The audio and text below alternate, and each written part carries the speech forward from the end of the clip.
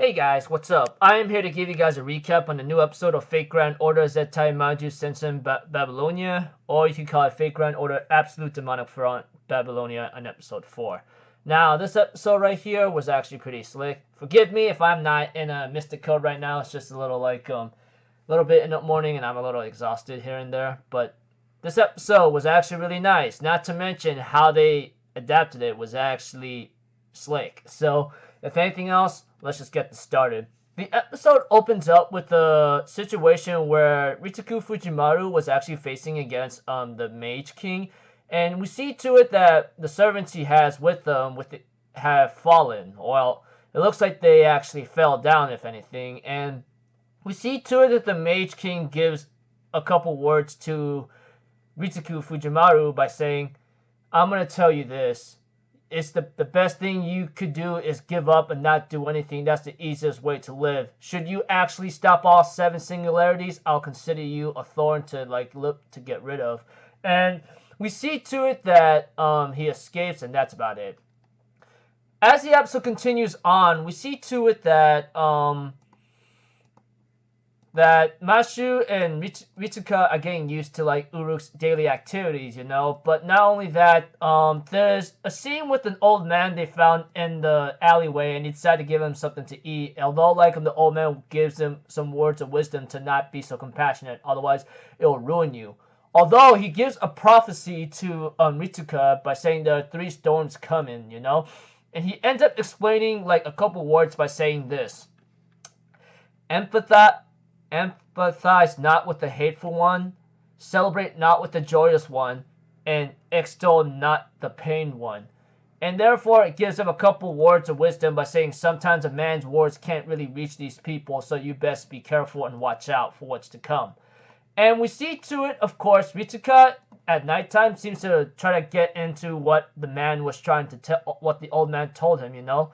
And eventually, there will become a scene with Ritsuka and Mash talking to each other, you know. And this is where Ritsuka seems to have a little troubling thoughts, because when he was on his journey throughout these 6 singularities and now he's on the 7th one, he couldn't really save a lot of people or able to protect them at all, you know.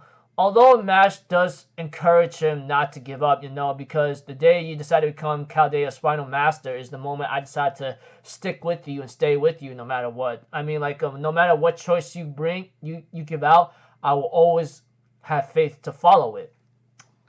And this is where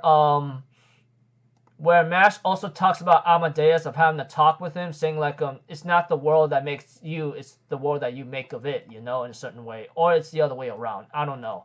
But we see to it that next day comes about, and Gilgamesh, you know, he decides to give Ritsuka Fujimaru another kind of mission, knowing that you must be getting sick and tired of these daily activities anyway. So I'm gonna have you investigate the city of Ur and investigate what's going on in that land. And we see to it that before they go, they end up meeting up with Ushiwaka or Ushiwakamaru, if anything. There's a lot of servants in this series I would like to name out, but you know, they are what they are, and I just love seeing them, okay? You should know by now that I'm a freaking master of Chaldea playing Fate Grand Order anyway. I mean, I upload my gacha videos here and there whenever I got the time, but yeah. We see to it, of course, that they do reach a certain jungle in the area, and they end up meeting someone called Jaguar Man, which I thought her introduction and the way how it was done was pretty phenomenal. I think it was pretty slick. I think there might have been more dialogue, if I remember correctly, in the game than what was shown in the anime, but it's all good in games, you know. I mean, this is a video game adaptation. What else am I supposed to expect, huh? But okay, enough of me being a little off topic and rambling on. Let's continue the recap. They end up reaching the city of Ura, and it looks like to me everyone seems to be fine and they don't seem to need to be rescued. Although Ritsuka is kind of suspicious about this, so he has Anna and Merlin investigate the city. Eventually the next day comes about, and a lot of people were gathered thanks to Ritsuka's all gather over here when Merlin asked him to. Eventually, Merlin asked a couple questions saying, "Oh, you guys don't need to be rescued, right? So I need to ask you this. How many sacrifices do you do?" And we see to it that there's not a lot of men in the city, and that is kind of obvious from the get-go if you look at it closely. And we see to it that they explain that we sacrifice these people so we don't get killed by demonic beast or something else happens, that we gotta follow these rules whatsoever. And Mash was kind of infuriated, so it's Ritsuka Fujimaru. But we see to it that Jaguar Man shows up and explains the situation, and they end up clashing against her, and she says she can't have Cuckoo be mad at her. Which I will not say who it is. Obviously, any of you guys who are fake Grand Order players should already know who that is from the get-go. Do I need to explain anymore? Okay, enough of me being ridiculous and rambling like a big mouth most of the time, which I am. The fight with Jaguar Man. Oh my gosh. I cannot stress enough how threatening she is in this anime compared to the game. I mean, let's be honest. Let's all just be honest. When we played the game, it shouldn't much be a problem unless you've been a long time fake Grand Order player of this game for like many years, and we didn't struggle too hard on it because But when you look at it in the perspective in the anime format, this animal person or Jaguar Man, she's really kicking butt in this episode, and she's a riot. Someone called her a riot, and I gotta agree to that. I take no credit for that, by the way. And seeing her in action and seeing her having a fight, oh man, dude. Even right now, they don't stand a chance. Even Merlin told Ritsuka Fujimaru, we don't stand a chance right now. So you got two choices. You could continue to fight, or we could get the hell out of here and retreat. Although Fujimaru was really hesitant because he had to abandon the city once again, and he has to abandon the people of Ur and then other stuff, and he goes like, let's escape right now, And they end up escaping, and they barely got out of there alive, but thanks to Merlin's magic, they managed to get out of there. Although Fujimaru was not really happy about the situation, Anna thought to Fujimaru, I thought you got accustomed to sacrificing people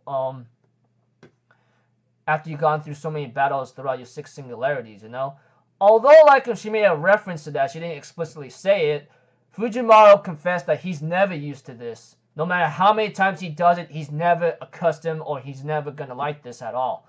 Which I can understand why. I mean, like, when you're on a mission to try to save people, or you want to help out, I mean, you gotta make some choices that's gonna be devastating. Even the hardest choices require the strongest wills. Mighty reference, by the way, which I will not say here, obvious from the get-go. And, yeah. Of course, they have to retreat back to Uruk and report back to the king, and etc. There's a post-credit scene where King Gilgamesh himself actually comes by to where Ritsuka, Mash, and Merlin are staying at, which I go like, oh, that's pretty sweet, etc.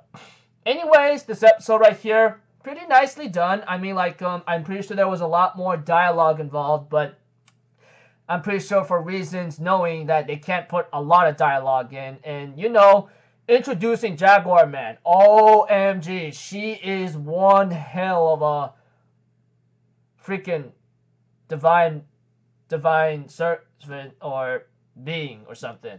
And it may not look like it, but the way how she fought is enough to say, like, we don't stand a chance against her, okay? Even right now, I remember this in the game that I'm pretty sure any fake Grand Order player who's been playing a long time didn't have much of an issue, but going from a perspective like this, she's crazy. Okay? She's very crazy. Okay, enough of me rambling on and then knowing that this is going on for too long. Looking forward to the next episode and seeing what's the next part, So, until then, people, I'll see you guys in the next video. I'm Alpha Zero. Have a good day, and I'll see you guys next time, alright? Peace out. Bye-bye. Toot-toot-toot.